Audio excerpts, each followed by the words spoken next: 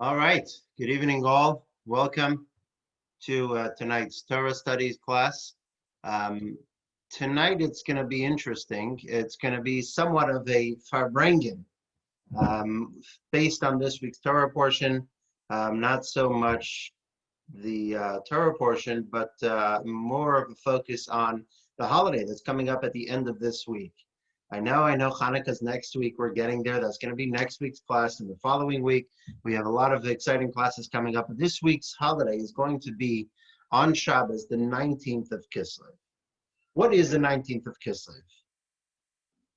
We've had farbrengens about it in the past, and it's definitely recapping the story of the 19th of Kislev.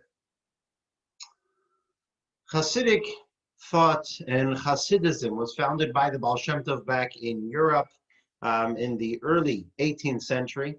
The Baal Shem Tov passed in the year 1720, I believe. I know the Hebrew date, Taf Kuf Chaf, which was 1760, and was taken over following his passing by a number of his disciples, but led primarily by his prized disciple within a few years, Rabbi Dovber of Mezrich, known as the Maggid of Mezrich.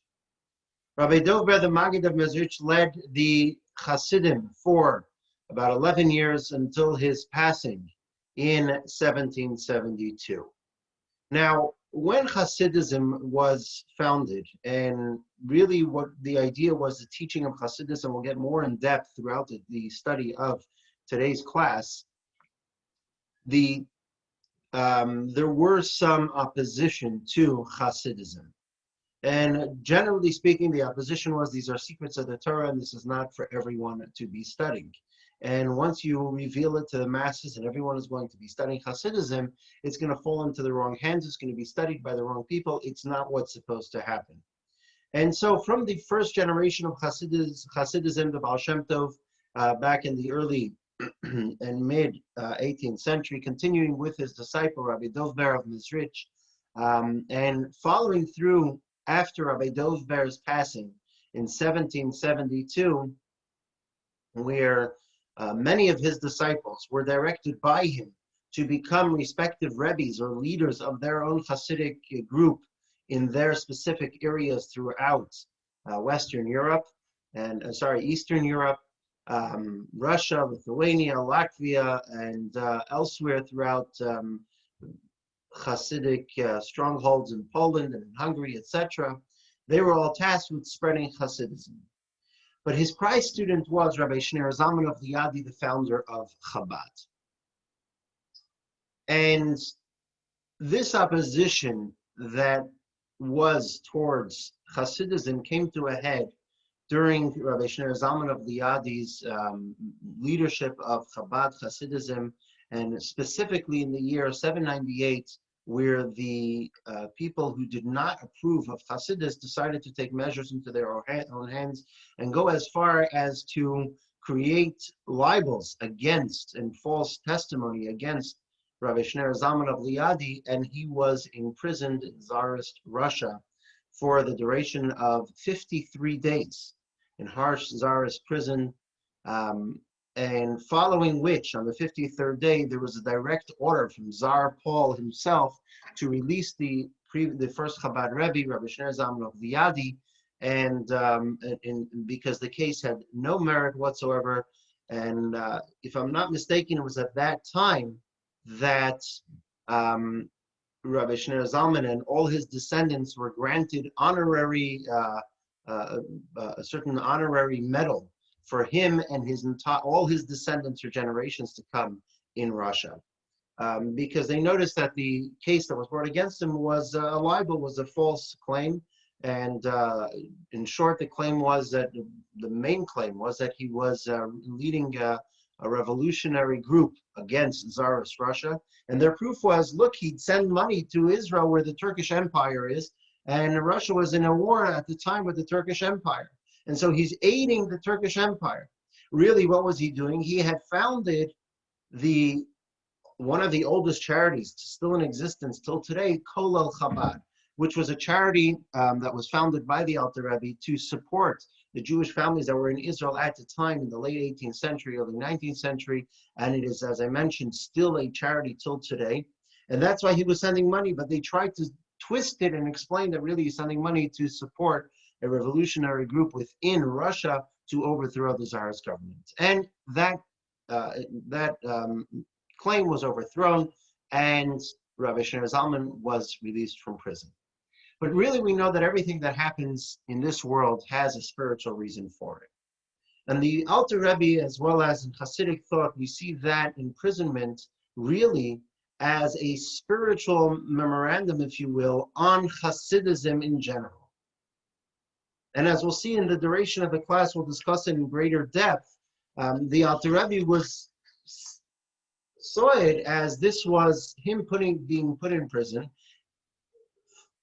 as a spiritual punishment, so to speak, for him disseminating the teachings of Hasidus, and maybe he shouldn't be doing that. Maybe he should not be teaching Hasidus to the masses. Maybe Hasidus should indeed remain hidden and only be taught to the select few and not for everyone to be studying it. And so once he was released from prison, it wasn't just a personal release of the Alter Rebbe.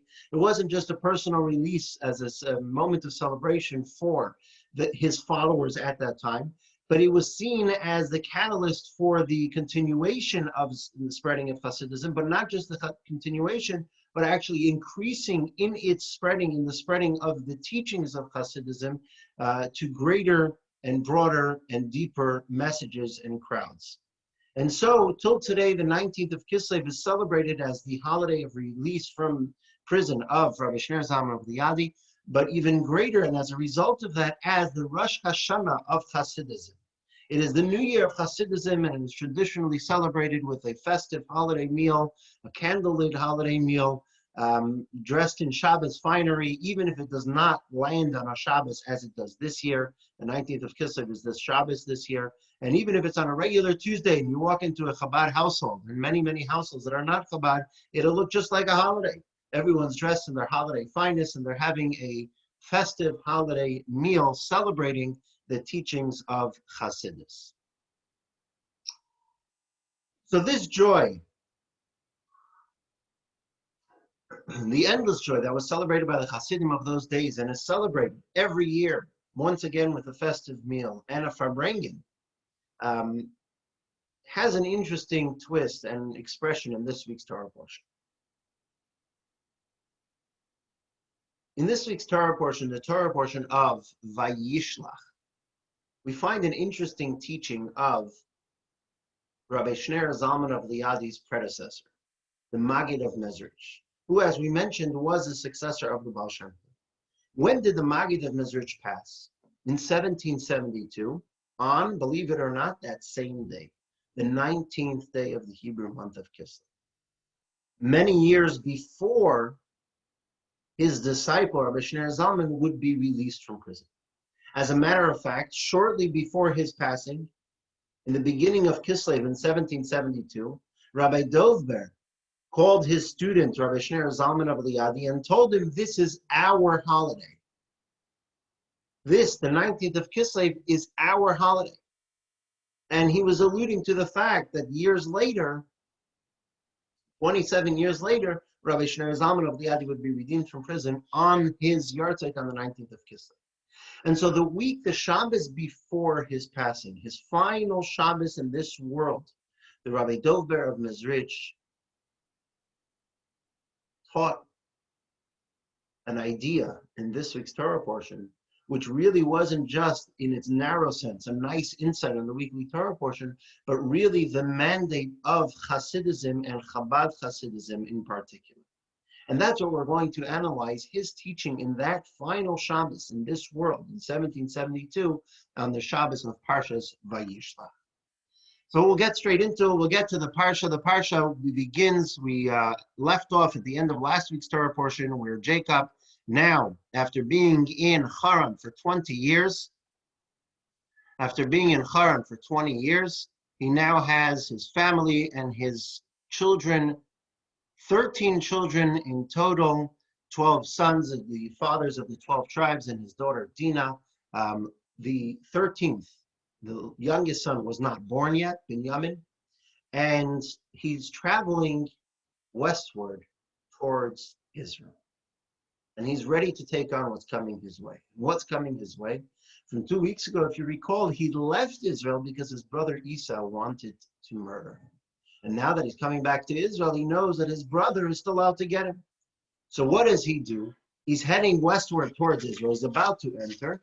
The verse tells us what he does. Picture on the left is a depiction of the Baal Shem Tov. It's not how he looked, but it's an artist's imagination of the Baal Shem Tov teaching Torah in the marketplace, as he was wont to do. And the picture on the right is a drawing of the Alter Rebbe, founder of Chabad Hasidism. So this week's Torah portion begins with the following verses. Jacob sent angels ahead of him to his brother Esau to the land of Seir, the field of Edom. Jacob is trying to forewarn the impending doom, and so he sends messengers to his brother Esau. And what is the purpose of the messengers? And he commanded them, saying, "So shall you say to my master, to Esau, thus said your servant Jacob, I have sojourned with Laban, and I have tarried until now. And I have acquired oxen, donkeys, flocks, manservants, and maidservants, and I have sent to tell this to my master to find favor in your eyes." The angels returned to Jacob, saying, "We came to your brother to Esau, and he is coming toward you, and 400 men are with him." That 400 men, the odds are not looking good, and that's what the messengers tell him. Now, we're not going to get into the remaining part of the Torah portion. This is just the first 4 verses of the Torah portion. The remaining story is that he goes ahead and tries to take a 3-pronged approach. He prays to God, and he sends gifts to his brother, and then he splits his entire encampment into 2, saying that hopefully if one will be obliterated, at least the other will get out unscathed. And the end of the story is that he meets Esav, and at least for that moment, Esav had forgotten, or at least had let go of that hatred, and hugged him and kissed him as long-lost brothers. But getting back to this wording, the wording begins, in the English is translated, Jacob sent angels ahead of him. Where does the word angels mean? In Hebrew, the word is malachim. Malachim generally does mean angels, right? If those of you are familiar from singing the Shalom Aleichem before, on the onset of Shabbos, we say Shalom Aleichem, Malachei Hasharet, the angels. Malachim means an angel. But sometimes in the verse, Malachim can also mean messengers. Messengers of flesh and blood, real messengers, people that we can send, not just Jacob, but people that we would send. And so, why is it being translated here as angels? What are we talking about here? Are we talking about that Jacob sent angels, or maybe he just sent messengers of flesh and blood to his brother Esau? So the reason why it's translated in English here as angels is because Rashi, our favorite commentary on the Torah, Rashi explains Jacob sent malachim. The word malachim in this context is to be taken literally angels.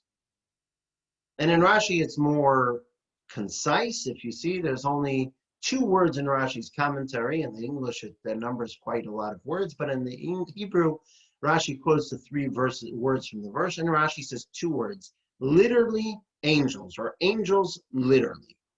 That's what it means. In other words, he's explaining that literal angels and not messengers. Why is Rashi's commentary important?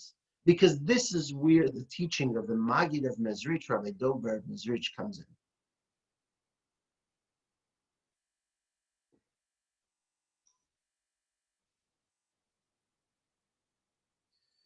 See, Rashi, on the outside, superficially, on the surface rather, that's the word I was looking for. Rashi on the surface is a very basic commentary. It's a commentary that explains the basic meaning of the verse. And as Rashi himself says elsewhere, that the purpose of my commentary is that even 5-year-olds should be able to understand the Torah.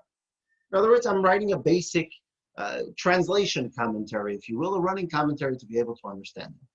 But the Chassidic masters refer to Rashi as Yena Shal Torah, the fine wine of Torah. Because just as wine, when you let it sit and it ages and it gets better and better and better, when a grape and you take it and you squeeze the grape, out comes the choicest wine. So too Rashi's commentary, on the surface it seems very simple, but once you let it sit and you read deeply into it, Rashi is also teaching us, aside from the basic meaning, he is teaching us great secrets of the Torah. And so it's on this Rashi that the Maggid of Mezrich chose to dwell, and he explained the deeper meaning of the verse. And the deeper meaning of the Rashi is that he's not just telling us that literally angels, he sent angels literally, but rather the Hebrew word mamish can also mean materialism, the body. When you talk about a body and a soul and you say mamish, you can be referring to the body and not to the soul. And so he explains this Rashi in that context, in his own words. Rabbi Dover of Mezrich. The Shabbos of Parshat Vayishlach 1772 was the Maggid of Mezrich's last Shabbos in this world.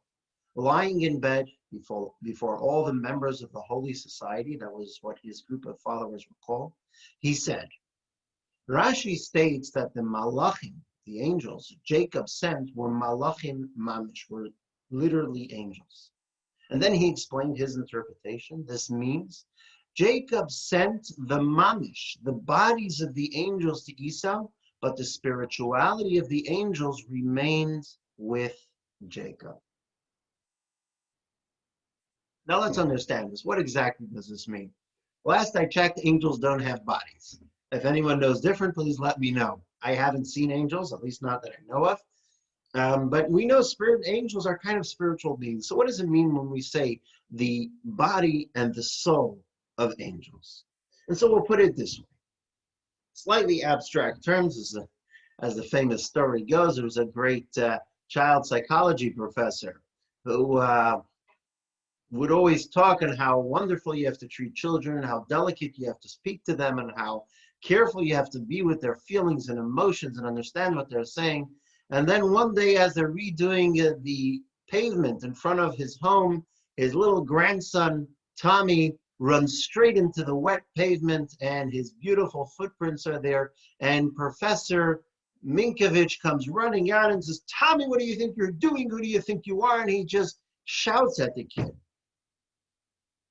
Professor's wife comes out and takes little Tommy and carefully moves him aside, pats him on the back, rubs him on the head, and says, Tommy, it's all right. And she turns to her husband and says, Professor, honey, you always talk about how careful you have to be with children, how emotionally fragile they are, how soft-spoken you have to be to them. What's going on? The professor says, honey, that's the way it is in the abstract, not in the concrete. So we're going to take this a little bit out of the concrete and we're going to go a little abstract. When it comes to the body and soul of anything, the body of anything is really how it looks and what it does. What's the soul? The soul of anything is the divine energy that sustains it and gives it purpose to exist. Gives it its purpose to exist. And so if we look at body and soul in that sense, everything has a body and a soul. A rock has a body and a soul. People, of course, do. Animals. Everyone has a body and a soul. How it looks, what it does, and then it's divine energy, and which sustains it and gives it its purpose to exist. When it comes to angels, it's no different. There's their form, whatever type of form, even if it's a spiritual form. There's what they do, and then there's their purpose of existence. Their divine energy that sustains them and gives them their purpose for existence. And so in this way, let's try to understand what the Maggid of Mezrich is saying. What he's saying is that Yaakov was sending messengers to Esau. He was sending angels. But you know which aspect of the angels he sent? He sent just their bodily aspect, the who they are, the what they are. Sorry, the what they're doing, the how, but not their soul, not their divine energy, not their spirituality about them, not their mission in life he didn't send with them. In other words, for example, someone who goes to work and they're there, but they're not really there. You know, those people at work, and maybe some of us, we go to work and we don't really enjoy what we're doing. So we're just doing it because we got to do it kind of lip service. We move the papers from one side to the other side. We're constantly looking at the clock. When is it 5 o'clock? I get up and I make a dash for the door. Or now there's no dash for the door. It's we look at the bottom of the Zoom clock and we say, oh, the meeting's almost over. We can clock out. We're not there. We're there. Our bodies are there, but our soul's not there. That's what happened with the angels. The angels were sent by Jacob, not their soul, just their body. They were sent to be there in form as angels to kind of check out Asa and see what was going on. Talk to him, perhaps.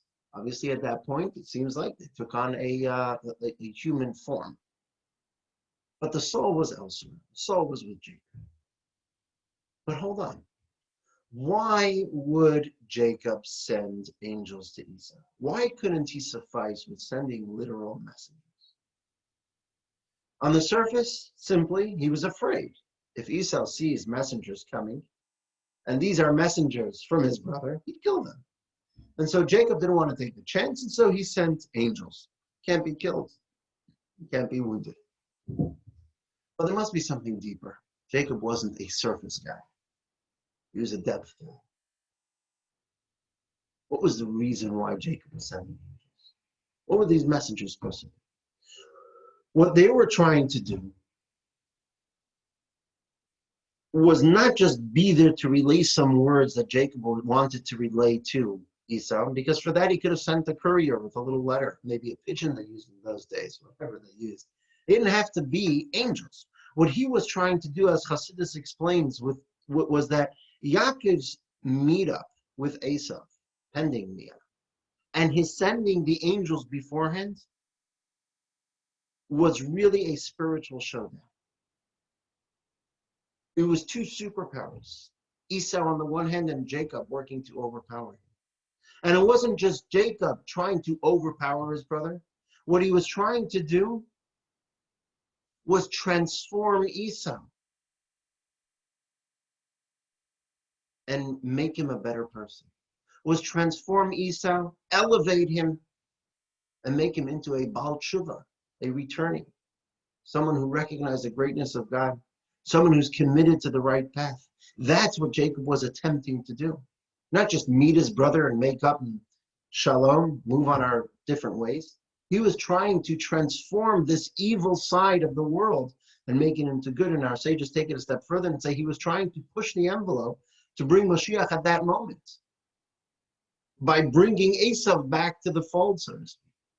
And so for that, he needed angels. The angels, the purpose of the angels were trying to spiritually influence Esau to become a better version of himself, to become the best version of himself. And so hold on. If Jacob is sending angels, he's taking that, he's taking the initiative to send angels in order to cause that transformation in Esau, in others to reveal profound spirituality, which is within Esau, and to transform him and elevate him to this great spiritual lofty level. Then why leave the soul of the angels behind? Isn't that counterintuitive? Isn't that exactly what he's trying to accomplish? He's trying to send the soul of the angels to elevate Esau, to reveal spirituality within him. He's not trying to hold the soul back, so why would he hold the soul back? Why would Jacob send just the mamish, just the body part? In other words, just the revealed aspect, the form aspect of the angels and not the soul of the angels? Why is he leaving the soul of the angels? The Rebbe's words. The question arises. Ostensibly, the reason Jacob sent angels and not humans to Esau is because the goal was to transform Esau spiritually. To this end, he sent angels who are best suited for such a job. But why did he only send the angels' bodies? Surely such a transformation of Isa would be accomplished primarily by the angel's inner spiritual quality. You're missing the point. You're sending just the bodily part of the angels, the bodies of the angels. Send the soul of the angels. Right? Your boss is sending you because he wants you to accomplish this tremendous merger deal or a tremendous signing with a certain client. And he sends you and he says, you know what? Don't be there wholeheartedly. Don't sell your soul. Don't be there. Just go there and make your pitch half-heartedly. Defeats the whole purpose. What does the boss tell the worker, the employee? Go, do your best, sell it as best as your heart can. Just the boss is going to take the most enthusiastic worker because he wants to sign the deal. He wants it to go through. Jacob wants this deal to happen. What's he sending half-hearted employees? Not only that, he's causing them to be half-hearted because he's holding back their soul. He's sending only their bodies. Go in there half-heartedly. What's going on? What's going on is as follows. In order to understand this question, we're going to take a step back and we're going to attempt to understand Hasidism, its mission, its novelty, and once we have grasped the novelty and the mission of Hasidus, we'll then understand this mysterious teaching of the Maggid explaining that Jacob sent just the bodies and not the souls of the angels. And we'll begin with a story, because stories are always the best. This story took place while the Alter Rebbe, Rabbi Shneur Zalman of Liadi, was in prison in those 53 days in 1798. Tsarist prison, actually, as a matter of fact, if you're ever interested, you can go down to St. Petersburg in Russia. And the cell in which Rabbi Shneur Zalman of Liadi was held is still there. It's still standing. And if I'm not mistaken, they have a wax figure of Rabbi Shneur Zalman of Liadi in that cell, knowing that it's a tourist attraction, unless the wax figure is elsewhere in that complex or somewhere nearby, but the cell is definitely there and you can go and visit it. I forget what the prison was called, the Petrovolsky Prevosk or something. I think Prevosk means prison in Russian. So I have to polish up on my Russian. Either way, while Rabbi Shneur Zalman of Liadi was imprisoned for 53 days, close to 2 months, from the day after Sukkot until the 19th of Kislev, many stories and anecdotes were related by him and by others associated with that time. This is one of the stories, a fascinating story, if not the most fascinating and telling story of the entire episode. Because he's visited in his prison cell, as he related, by his 2 teachers, Rabbi Dovber of Mezrich and the Baal Shem Tov, the founder of Hasidism, who had physically passed on already into the next world, but somehow they visited him in prison.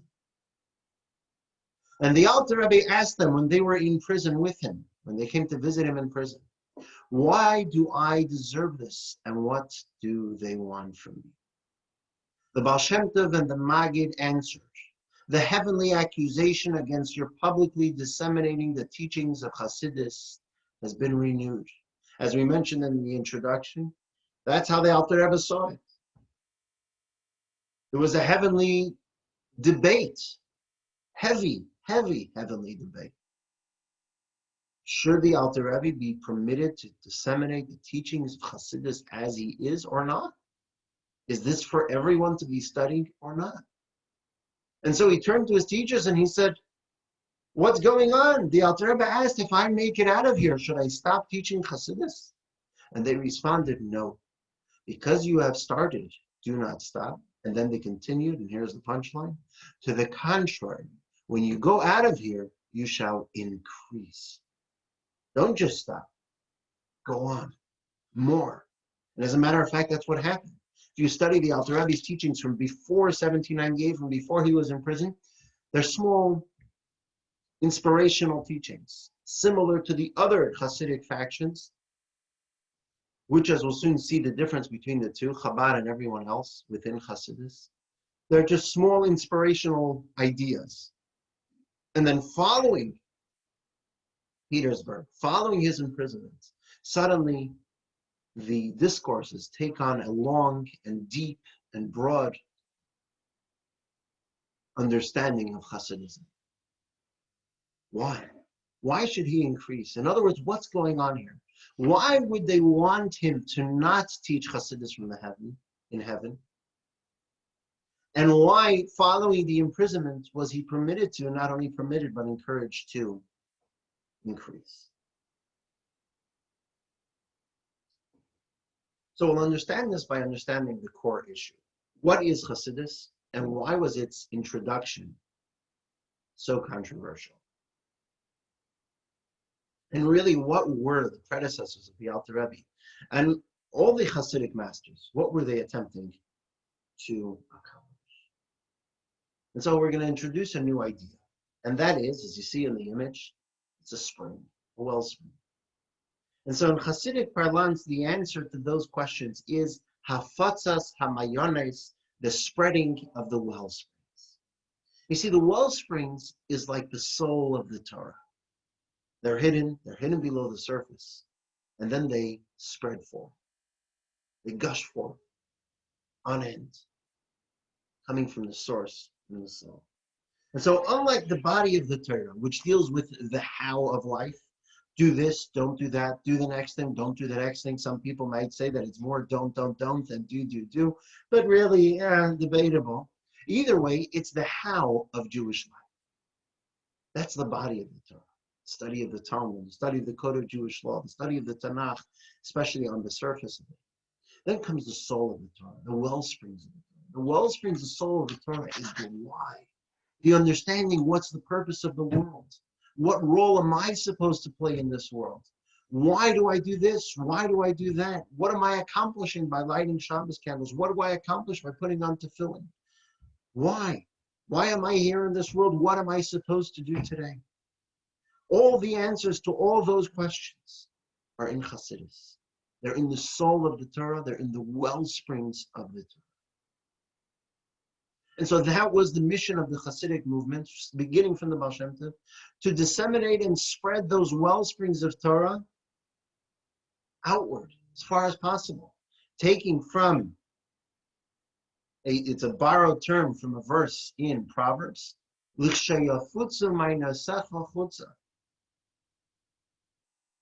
When you will spread forth your well springs is when Mashiach will come. In other words, the spreading of the well springs is what Hasidus is. Beautiful idea. Wonderful. So why the opposition? If Hasidus is about revealing the soul of the Torah, why is it not for everyone? Why the opposition? And what do you mean by not for everyone? Up until that point, Hasidus was given by God to Moses at Mount Sinai, part of the esoteric side of the Torah. But it was studied by whom? By the select few. The great rabbis. They studied the Torah. The esoteric side of the Torah was always around. The Zohar was written close to 2,000 years ago. Foundational book of Kabbalah by Rabbi Shimon Bar Yochai. Years later came the Arizal. And he taught Kabbalah. And his student transcribed it. Many teachings of Kabbalah were disseminated throughout the ages, but always in secret, always to the select few. And came along Hasidus and said, no, it's for everyone. And that's why there was this opposition. As Maimonides himself states, way back when in Maimonides, almost 1,000 years ago, the sages of the early generations commanded that these matters of the esoteric of Torah should only be explained to one person at a time. These concepts are extremely deep, and not every person has the knowledge necessary to appreciate them. Our sages have taught that you should not discuss them in public. Concerning them, the verse states, they shall be for you and not for others with you. Similarly, the verse states, honey and milk will be under your tongue. The sages of the early generations interpreted this as a metaphor. Subjects that are like honey and milk should be kept under your tongue. It's a secret. Only the select few. That's the basic reason of where it began, where the opposition to the dissemination of Chassidic thought began.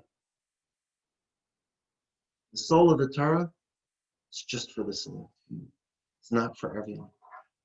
So, if so, and it's clear in Maimonides, and that's how it was up until that point, who's the Baal Shem Tov? How can the Baal Shem Tov come along and start teaching Chassidus? Why would he start teaching Chassidus?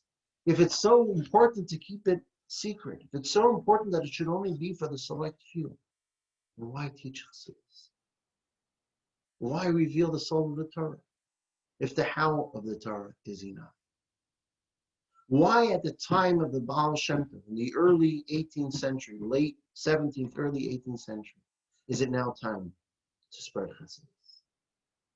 And the answer is twofold. The first one being, and we'll explain with a parable momentarily, is the famous statement, drastic times call for drastic measures. Right? We're all familiar with that in quite a literal sense, especially the fact that we're all sitting in front of our computers and not in a single room. Drastic times call for drastic measures. In previous generations, you know what? People were inherently on a more spiritual plane. So when they studied the how of Torah, they got inspired. They were on a high. Cousin of mine, may have a refuah shalema Menachem Mendel Ben Chana, the Torah study should be in his honor. He recently had a terrible accident.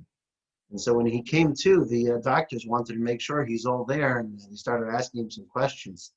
So they asked him, sir, are you high? He says, yes, I am. They got nervous. So what are you high on? He says, I'm high on Kabbalah. Obviously a different type of high. Either way, inspiration came naturally in the previous generations. It came easy. They were on a much greater spiritual plane. But you know what happened? The darkness of exile hit the Jewish nation. And at that time in particularly, it hit the Jewish nation really, really hard. Judaism was hanging on by a thread. The entire Jewish population was almost as if in a faint, unconscious. It was after years of pogroms, Podol Chamlitsky and his pogroms, in a literal sense, not just the spiritual issues that the Jewish people were having, but in a physical sense, they were killing Jews. And the Jewish nation as a whole were unconscious. And so drastic times call for drastic measures. We have to reveal the esoteric depths, the soul of the Torah, and that will bring back the enthusiasm. That will bring back the excitement, the devotion, the spiritual commitment to Judaism. And you know what? It did. As the previous Rebbe explained with a story.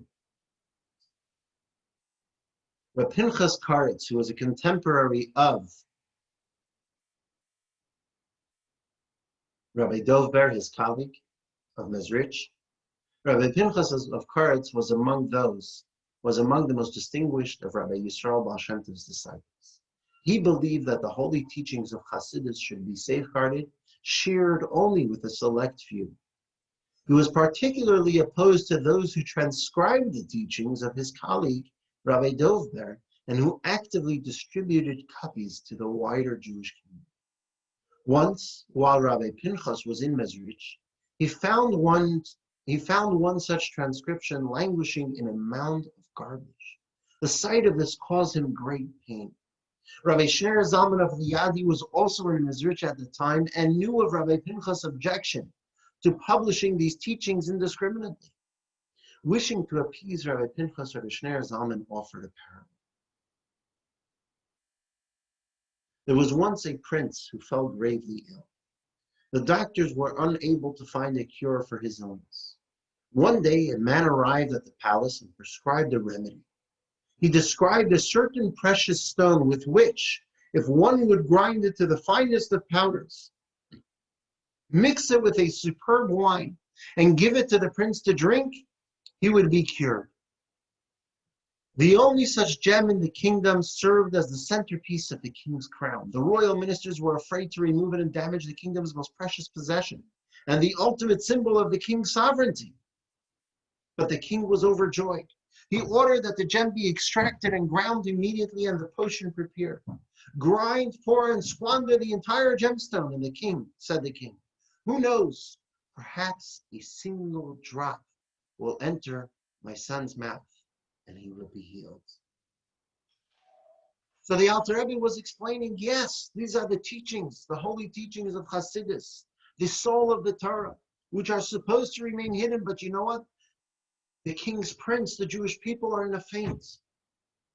They're hurting.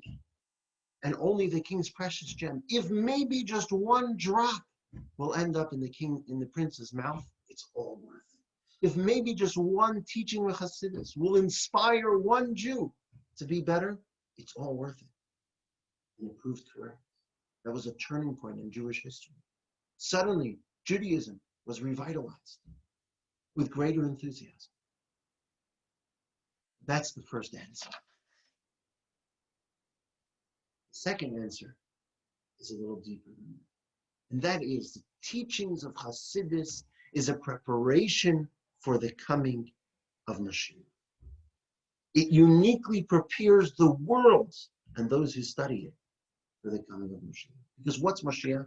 Mashiach is that time when the complete revelation and realization of the world's soul will be revealed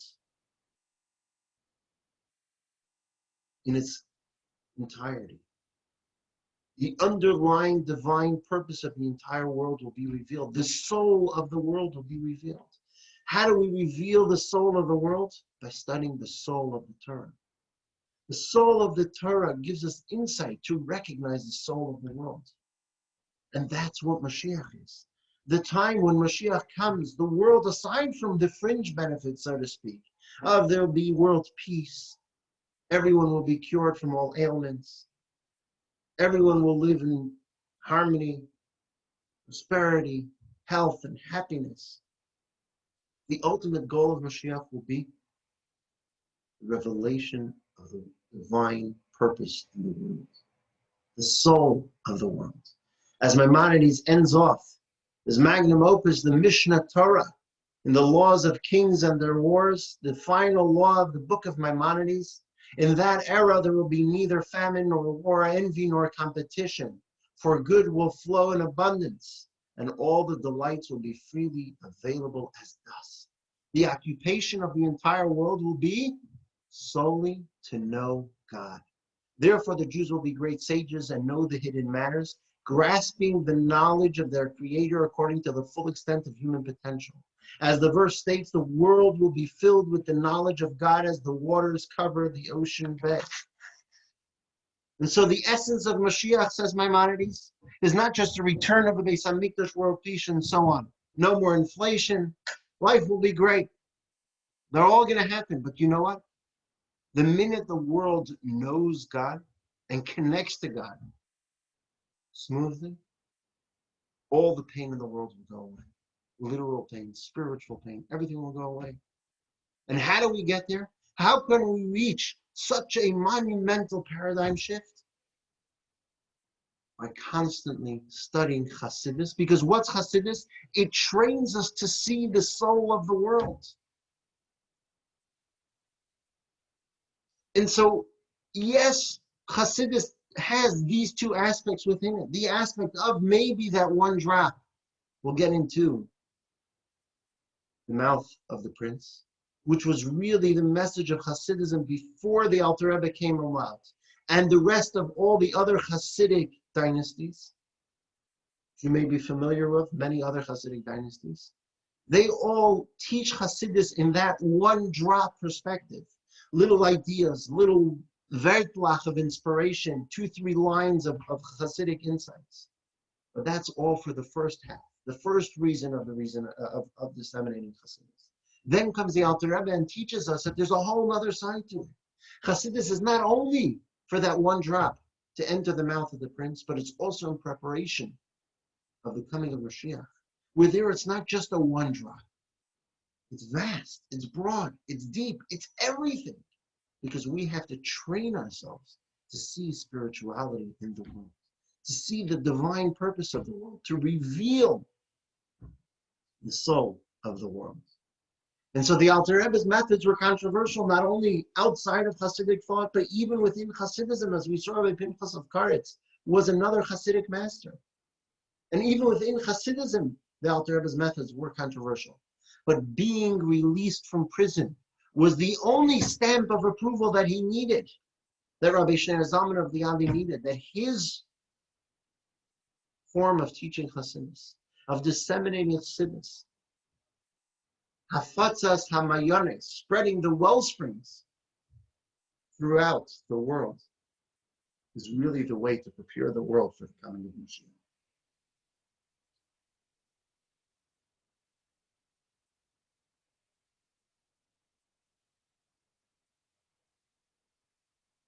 The words of the Rebbe. When the Alter Rebbe began to teach Hasidus not just as singular thoughts, like the one drop necessary to save the prince, as was the as his predecessors had done and as his contemporaries had done, but expansively in the teachings of Chabad, the heavenly accusation was renewed.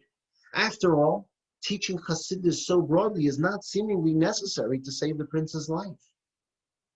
This is why the Alter Rebbe wasn't sure if he ought to continue his approach to teaching Hasidus.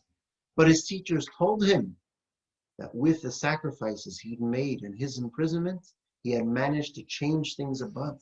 He secured permission to continue, and to the contrary, when you go out of here, you shall increase. When you leave prison, you shall increase. The reason for this expansion was for the purpose of guiding the Jewish people and preparing their hearts for the revelation of the Torah's hidden reasons and concealed depths that will take place when Mashiach comes, when the world will be filled with the knowledge of God, as the waters cover the ocean bed. And so after 53 days of negotiations, the heavenly court determined that the time was right for the world to make that leap toward Mashiach and Mashiach consciousness. The Alter Rebbe, now receiving the stamp of approval, permission from on high, he pressed full speed ahead. And if you look at the books, the teachings of the Alter Rebbe, you'll notice a stark difference, as mentioned earlier, between his teachings before and after. And so with this understanding of what Hasidus was out to accomplish, we're going to get back to understand the theme of Yutas Kislev, Rosh Hashanah of Hasidus, and we'll get back to understand what that teaches us about the Maggid's final teaching before his passing, that when Jacob sent the angels, he sent the bodies of the angels, but not their soul.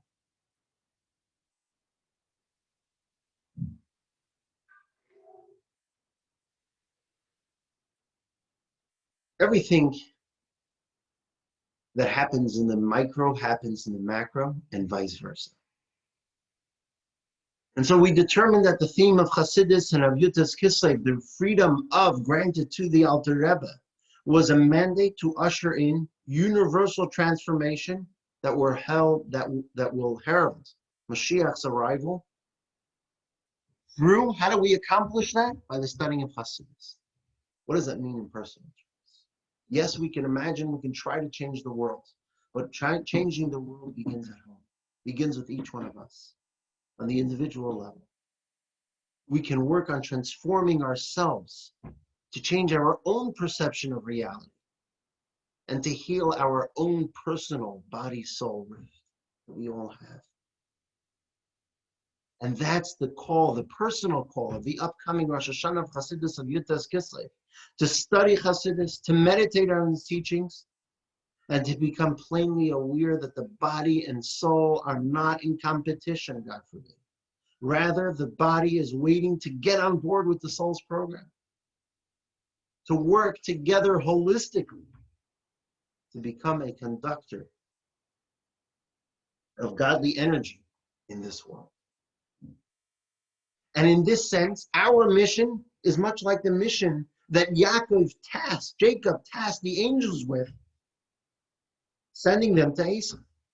Because what did Jacob attempt to do? He attempted to take Esau and transform it. In other words, heal that soul-body rift that was between him and Esau, and within Esau himself.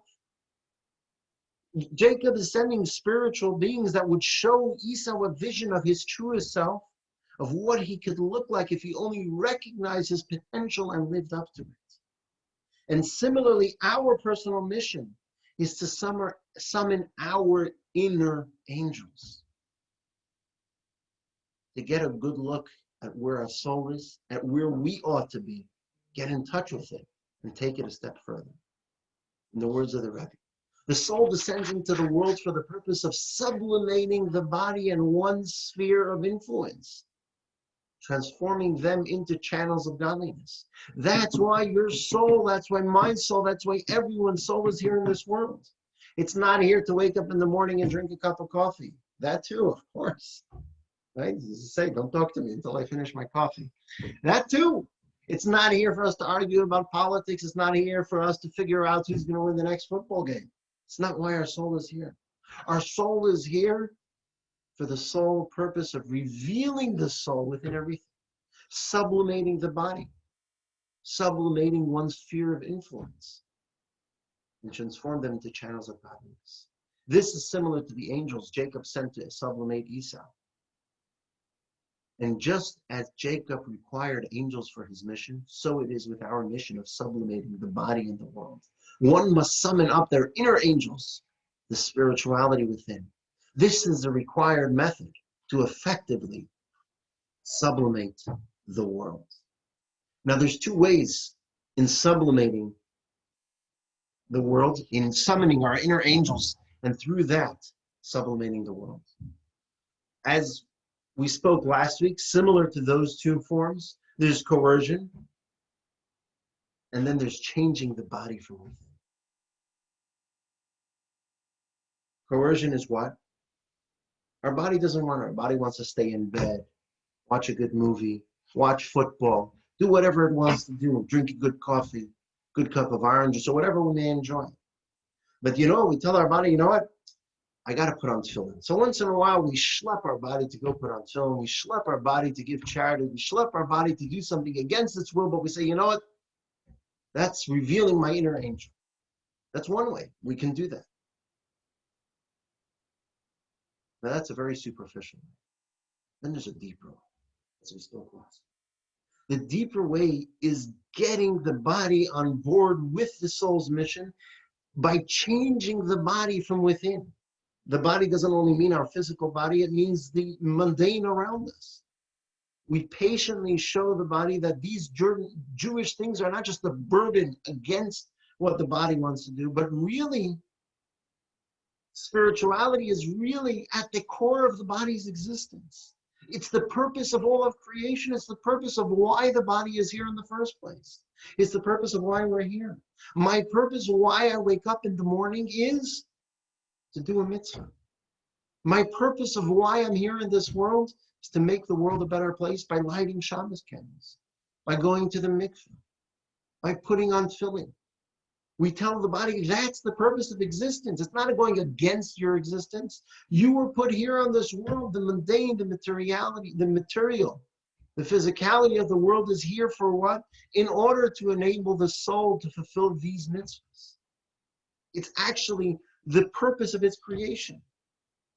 In other words, to put it in another way, Judaism is not what we do. Judaism is who we are. It's not what I do, it's who I am. And I get the question all the time. I discuss family members in Chabad. Everyone becomes an ordained rabbi. Even if they're going into business, becoming a doctor, a lawyer, whatever it is, they become an ordained rabbi. Why? If they're not going to become a rabbi, practicing rabbi, why go through the trouble of becoming ordained? Because you know what? Studying Judaism is not what I do. It's not a profession. It's who I am. It's every moment of my life. And in this latter inner transformation form is really what the goal of Chassidus is all about.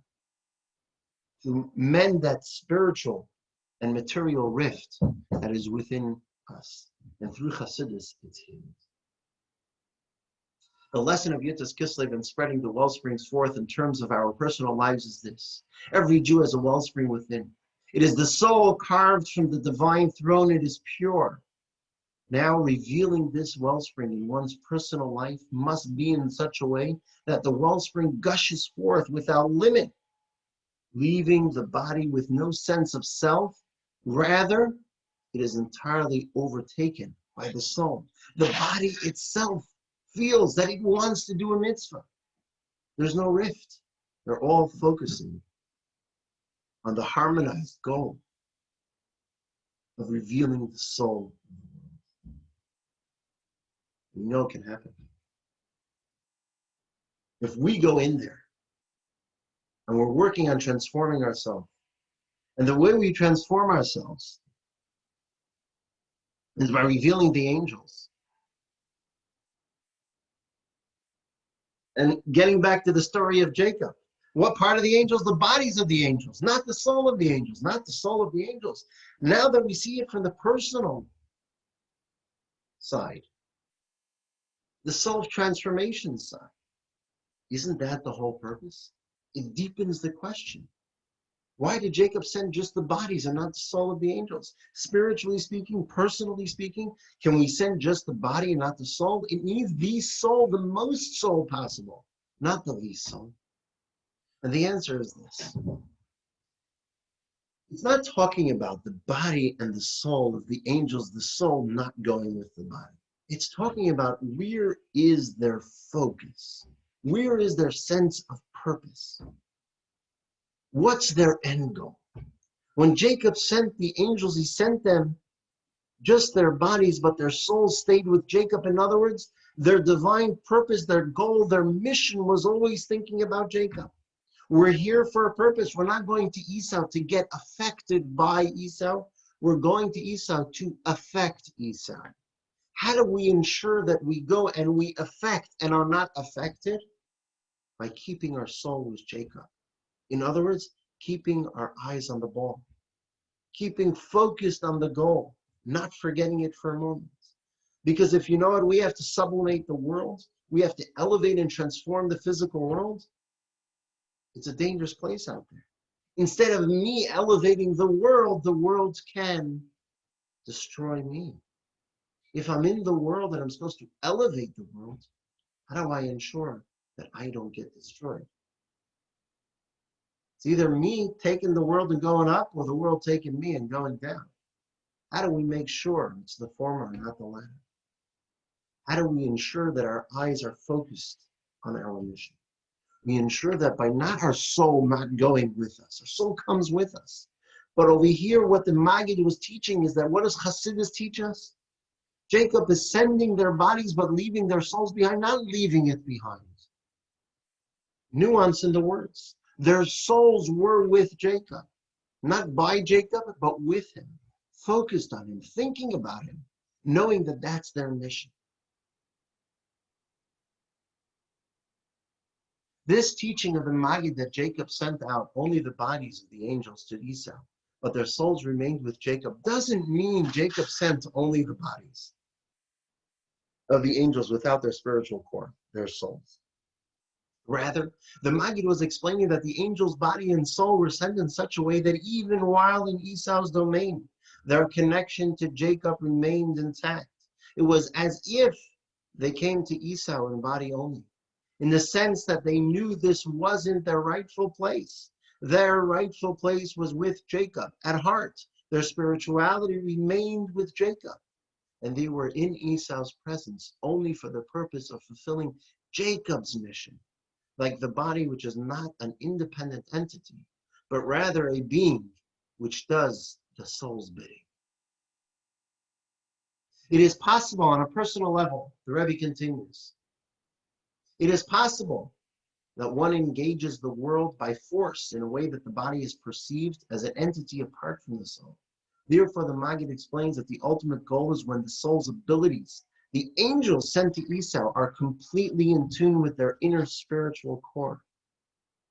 In this way, even the deepest depths of the soul, the inner wellspring, shines forth and spreads without limit every facet of one's life. And so we wake up in the morning and we do all the mundane aspects of our morning. We wake up and we run to the gym, or we do a gym at home now. We drink and we eat breakfast, and then we run to work, and then we come home, and then we bike, and then we check the news, and then we surf the web, and then we do this, and then we do that, and we run to Trader Joe's and Whole Foods, or whatever we're busy doing. And you know what? That's all far away from the soul's home. And how do we make sense of the mess? How do we say that that's not all normal? That's all has to be done. But you know what's also normal? It's part of us. It's who we are. It's as important, if not more important, to go to shul on Shabbos, to put on tefillin, to light Shabbos candles, to give charity, to go to mikveh, to study Torah. It's as important, if not more important. How do we take this? How do we make sense of this mess? How do we add all of those things into the mix and do it in a transformative way? Is by remembering Jacob, is by leaving our soul with Jacob, knowing that we're here in this world, not to be affected by the world, but to affect the world. And that's how we ensure that those aspects become part of our daily lives and don't let ourselves be overtaken by the mundane and materiality and physicality of the world. But we let the physicality of the world be overtaken by the spirituality. We push away sometimes the time that we have set aside for watching the games or listening to the news, and we say, no, now is Torah study.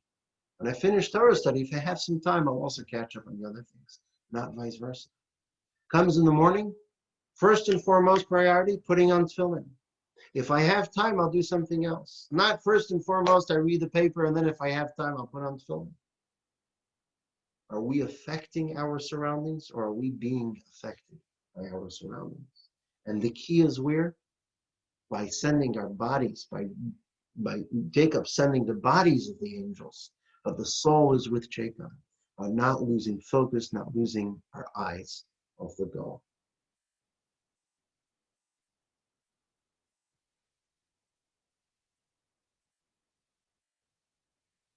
Thank you all for joining tonight's class, or Farbrengen, if you will.